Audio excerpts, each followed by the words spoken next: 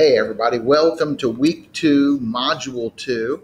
I'd like to say great job on a strong start. I know this is an 8-week semester. I know this moves really quickly. I know there's a lot of work.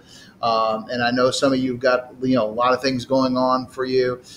So I was really super impressed in the start that we have that you guys did. So let's keep it up. I know you guys are going to do some great things. I took a quick look at some of the assignments. I'm going to go back in and do some grading here pretty soon. So you'll see some movement there. But what I've seen so far, you guys are off to a really good start.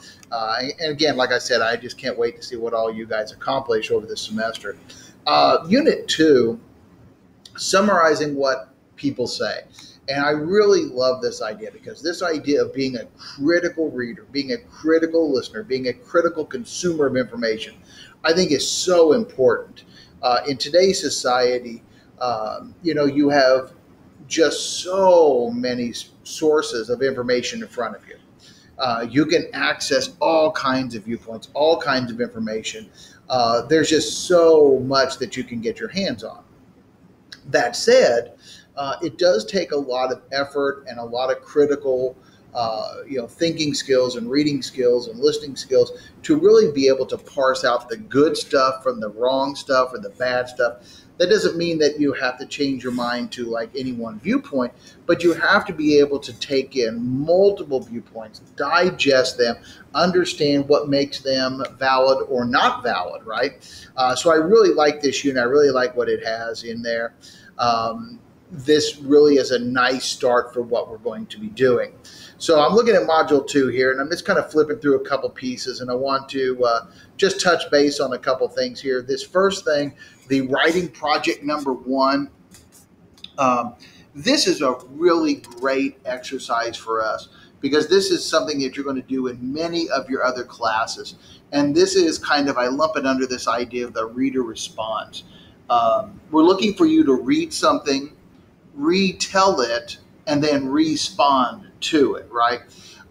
This is a very important skill because I really believe that the more you manipulate text, the more you get into it and you have to handle it and deal with it and do things with it. And that includes summarizing and retelling.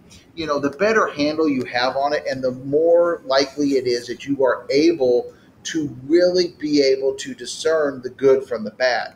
And so on this assignment, there are 2 key elements to it. The first is the summary of, right? So we have to have, well, first off, we start with the introduction. You get our attention, you describe the topic of what's going on, and then you present that thesis statement, right?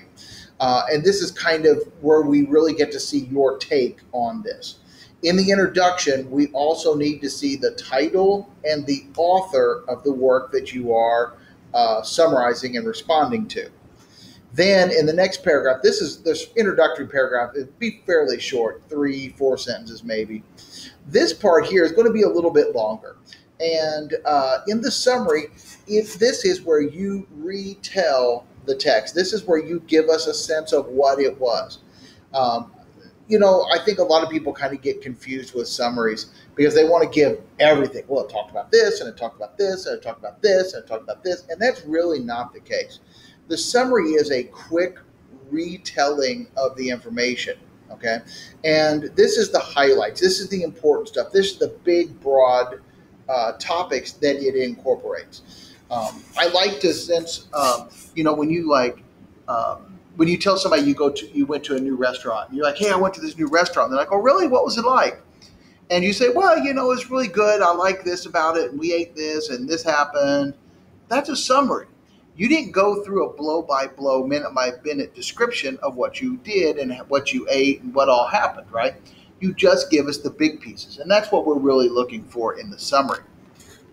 In the third paragraph then, or fourth, depending on how long your summary goes, then this is where we get to see your take on it, right? If the summary is they say, they said this, they said this, they said this, the reaction, the response is I think, I say, I feel. And what we want to know is, what is your take on it? you agree with it or you don't agree with it. You liked it, you appreciated it, you identified with it, you felt it, you've had a similar situation. Whatever the case may be, this is where you add in your take. Now, as you do that, I think it's very important that you include the why. Point to a specific piece. For instance, in the text it says blank. And this made me feel, this made me think about, this made me remember, whatever the case may be, right? So your reaction is good and important. Your explanation of that reaction is better, and best is where you point to a particular piece to show what evoked that in you. I really love this assignment. I really, again, because I think this is something that you're going to be doing a lot of. This is something that you will be doing in many of your other classes. It won't necessarily be called that. It'll be like, hey, here's a text. What do you think of it, right? And then if I go forward to our discussion board, and this is our first discussion board, and they're a little bit different in that you have to kind of do it in two parts, and you have to really make yourself do part in advance and part when it's due. And you have to give some time for it to develop, right? Because you can't just like work way ahead, unfortunately, on this, because you have to wait till other people get some entries in for you to respond to. But just like that major writing assignment, this is what you're going to be doing. You're going to be responding to what other people say. So the first part, and this is due by Wednesday or so, maybe Thursday at the latest, this is where you put your initial post, right? And it gives you some instructions about what to do and how this works. But what you're going to do is you're going to put your initial post on there. And then by Sunday night, you're going to respond to your classmates, your peers, right? You're going to find two people. And it's not like you have to find two people you agree with or two people that you think were right or anything like that. It doesn't matter.